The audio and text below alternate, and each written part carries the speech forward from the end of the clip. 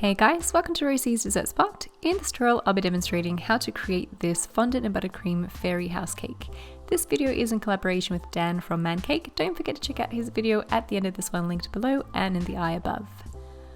I'm using a 10-inch cake board to build my cake on, and this is an 8-inch cake that I'm working with. The frosting that I'm using can be found in the description box below under ganache, and I've also added in my hybrid buttercream frosting in here as well, so it's like buttercream and ganache mixed together. Makes for a really nice creamy medium, and because we're going to be sculpting, you do want to add ganache. It's a lot more stable and much easier to sculpt and work with. Build on your layers. I had 2 cakes that I cut in 3 sections, then I had a 6-inch cake and a 4-inch cake as well, and the reason why I've done it this way is because we'll be trimming off a lot and I didn't want a lot of cake wastage. Once you have all 3 cakes stacked, I'm going to pop it into the fridge to set for at least half an hour, and in the meantime I'll cut out my template. So I have some paper shaped in a house kind of general shape, and then I'm using a Stanley knife or an X-Acto knife to cut out that shape out of the cardboard. You'll need one on either side of the cake, so make sure that you cut out 2 identical ones. Once the cake is nice and set, grab a serrated knife and just cut downwards, big enough until it fits your template, and that way it's got something to lie flat against.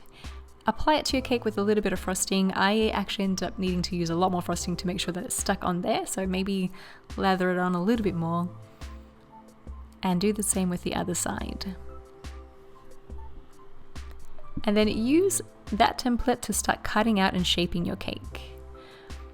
I've used my large serrated knife to cut off the bottom sides on either side, and then the top was a little bit more difficult. I ended up having to use a smaller knife and slowly cutting away at the excess, otherwise it just pulls too much on the cake. So work slowly here and trim off a little bit at a time. Once you get closer to the mold, you can take your serrated knife and just start chunking off the bigger pieces until it reaches your template. Once you're happy with that, you can remove your templates and then trim off the sides of the cake a little bit just to make it a bit straighter. I can see mine was a little bit lopsided. The very top had cake missing, so I grabbed the excess and stuck it on with some frosting and then trimmed it down to match the template shape again.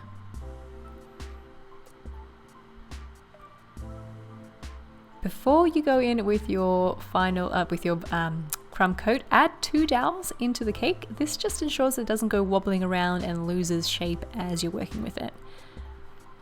Now that that's there, pop on your, this is your crumb coat. Very thin layer of frosting that will trap in your crumbs and make it a lot easier for you to work with it later on, so it's more stable and doesn't move around so much.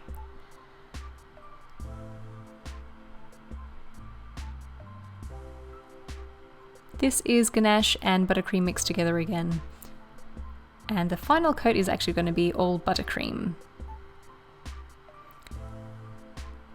Grab a flexible scraper, or you can even just use a regular scraper, to scrape down any excess and make it a little bit neater. The neater your frosting is at this point, the neater your finished layer of frosting will be at the end.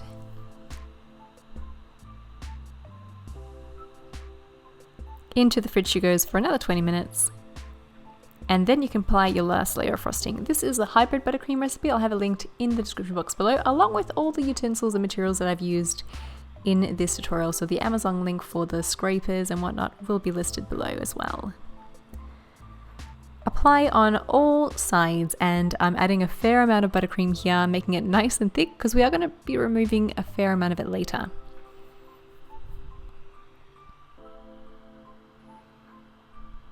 I like to use the offset spatula for this, otherwise your fingers tend to dig into your frosting here and there if you use a straight spatula.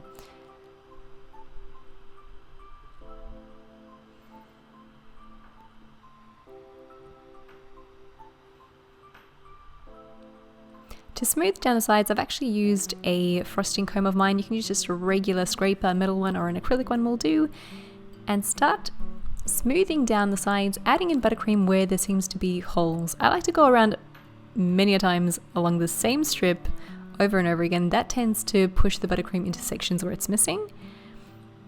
And when I'm done, I scrape off the excess buttercream from my spatula and then go in with a clean spatula to make it really, really smooth. Don't know if you can tell here, but I'm actually trying to create a lip along the edge as well, where the frosting kind of comes off the cake and it's just like a straight pieces. When you do this and you have a decent lip on the edges, you can create a really sharp edge because you have something to bring back against the cake, as you'll see soon. And whenever I'm clearing off this lip, I like to use a spatula as I'm doing here. And that just creates really nice sharp edges. Into the fridge she goes, and in the meantime, let's see what Dan's up to. Hey Dan, how you doing? Hi Rosie, how are you? Good morning. Good, thanks. Good afternoon. I just thought I'd check in to see how you're doing with the cake you're making.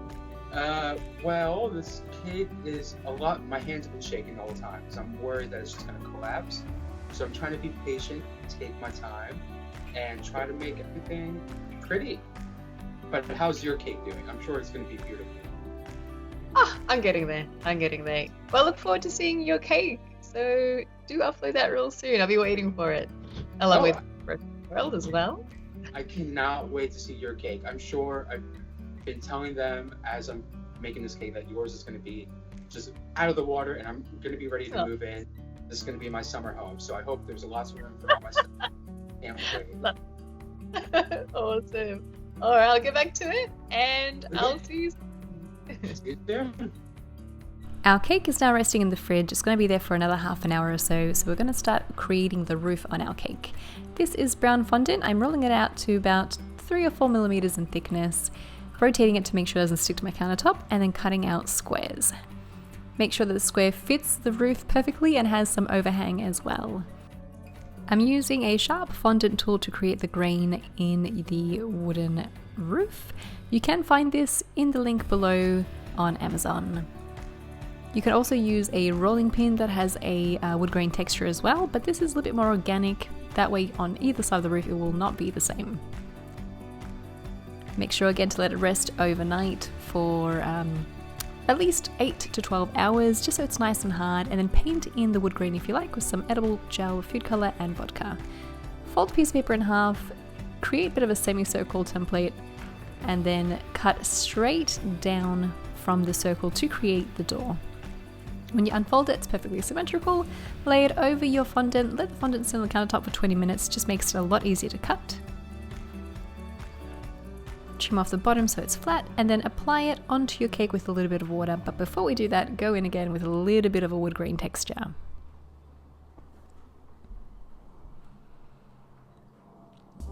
You can shape it on the side with a bit of a ruler, tapping up against it in case you've kind of misshaped it a little bit. Now that the rest of the elements have dried completely, add them onto your cake with some buttercream frosting. You could also use ganache if you have any ganache left over. That's probably going to be a lot stronger than just buttercream.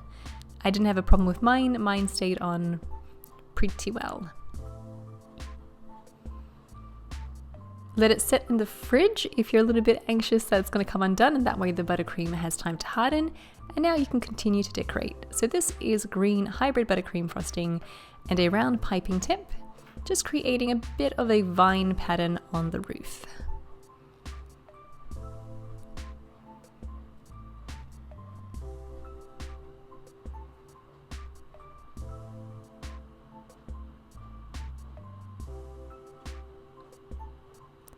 Make sure to do it on the very top as well. And on either side of the door. Take a blossom plunger cutter and cut out some different colored fondant flowers and plunge them onto your cake. They're sticking directly onto the green frosting that I had before. When I was cutting out the blossoms, you saw me rotate on the countertop. That just makes sure that the edges of your flowers are nice and sharp and you don't have any ugly frilly bits.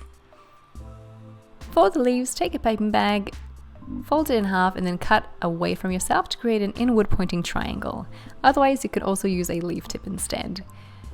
Tint some buttercream frosting a lighter shade of green and pipe on some leaves. I also have another bag fitted with a grass tip with the same colored buttercream and creating a layer of grass all around the cake bringing it well and truly off the cake and onto the cake board to fill in a bit more interest.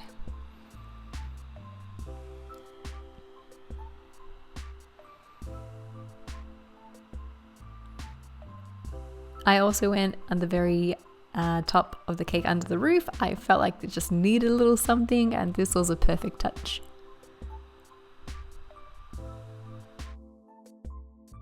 And that is how you create a really fun and not actually all that difficult fairy house cake. This video is in collaboration with Dan from Man Cakes. Don't forget to check out his epic video at the end of this one. Link will be in the description box below or in the eye icon up top as well. Thanks again for watching, and if you haven't subscribed, don't forget to do so. We upload a new cake decorating video every Tuesday. Ciao for now. Hey Dan, how you doing? I'm good. How are you? Good, good. I just saw your cake, the finished product, and it looks incredible. I'm camping up when it's uploaded, so hurry on up and finish editing. You were too nice. Thank you so much. I was kind of nervous the whole time. My hands were a little shaky up until the end, but I'm happy. I'm glad you liked it. I was like, I gotta make Rosie proud. Yeah, it looked amazing. So Thank really, you. really check it out. So everybody, head on over to Man Cake to see Dan's tutorial. It is gorgeous and will do really well as well for Easter. I think ties in really well. What do you reckon? I definitely think so, especially with your suggestion of putting like a nice bow around it. I think it would feel good for Easter. Yeah, so you can totally use it real soon. So, I also want to say thank you so much for suggesting the fairy house cake. It was way out of my comfort zone, and I wouldn't have done it if you hadn't suggested it. So thank you so much for the collaboration. Oh, absolutely. If you want more crazy ideas, I have like a whole file. So I'll throw some more crazy ideas your way. Have a great one, and don't forget to subscribe to Man Cake. He makes some gorgeous cake decorating tutorials for you guys. Oh, you're gonna make me blush. But I will talk to you soon, and we'll collab again. All right, I'll see you soon. Ciao, ciao.